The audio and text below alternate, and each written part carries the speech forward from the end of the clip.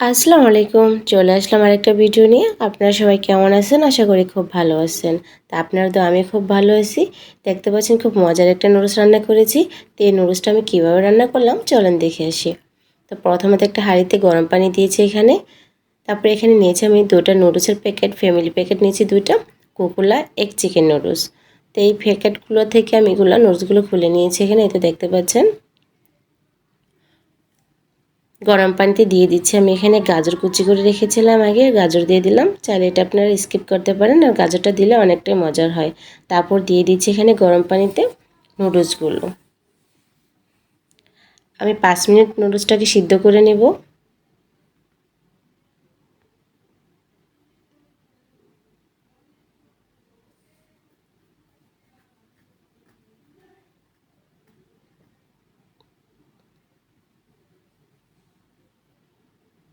তারপরে এখানে দিয়ে দিচ্ছি, বলক আসার পর অল্প পরিমাণে একটু তেল দিলাম যেন নুডলসটা একটার সাথে আরেকটা লেগে না যায়।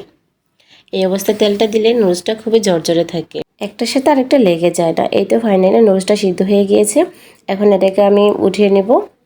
পানি ঝরার জন্য রেখে দিলাম এক সাইডে করে। তারপর দিয়ে দিচ্ছি এখানে পরিমাণ মতো তেল। তারপর এই তো ডিমগুলো আগে ভেঙে রেখে দিয়েছিলাম। এখানে আমি 5-6টা ডিম নিয়েছি, চাইলে আপনারা কম বেশি করে এখানে নিতে পারেন। তারপর ডিমটাকে ভালোভাবে ভেজে নিতে হবে। দিয়ে দিচ্ছি এখানে স্বাদ মতো একটু লবণ, দিয়ে আবার নাড়াচাড়া দিয়ে ভেজে নিতে হবে।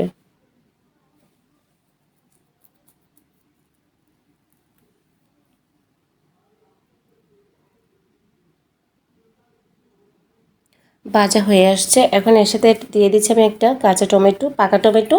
তারপর দিয়ে দিচ্ছি এখানে পরিমাণ মতো কাঁচামরিচ, আর দিয়ে দিচ্ছি এখানে ম্যাগি মশলার যে নুডলসের ওই মশলাটা দিয়ে দিচ্ছি। দিয়ে নাড়াচাড়া দিয়ে মিশিয়ে নিতে হবে। তারপর এখানে দিয়ে দিচ্ছি নুডলসের সাথে যে মশলাটা ওগুলো। তারপর এখানে দিয়ে দিচ্ছি পরিমাণ মতো সস, দিয়ে দিচ্ছি সয়া সস পরিমাণ মতো। তারপর দিয়ে খুব ভালোভাবে নাড়াচাড়া দিয়ে মিশিয়ে নিতে হবে। দিয়ে দিচ্ছি এখানে মরিচের গুঁড়ো, এটা চাইলে আপনারা স্কিপ করতে পারেন, দিলে একটু ঝাল ঝাল লাগে, খেতে অনেকটাই মজার হয়। তারপর খুব ভালোভাবে মশলাগুলোকে একসাথে কষিয়ে নিতে হবে।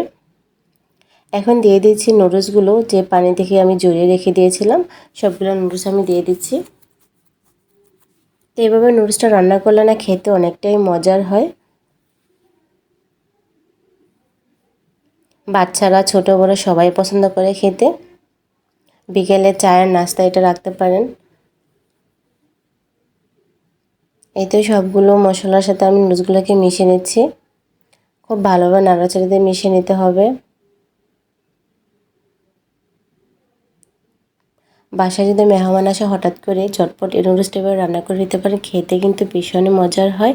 তারপর এখন দিয়ে দিচ্ছি আরেকবার সস দিয়ে আবার নাড়াচাড়া দিয়ে মিশিয়ে নিচ্ছি। তো আমার নুডলস রান্নাটা কেমন হলো অবশ্যই কমেন্ট করে জানাবেন। আর এভাবে আপনারা অবশ্যই একবার ট্রাই করবেন। আর আপনারা জানেন এভাবে রান্না করেন কি না, যদি রান্না করে থাকেন তাহলে এবার টেস্টটা অবশ্যই বুঝতে পারবেন। আল্লাহ হাফেজ।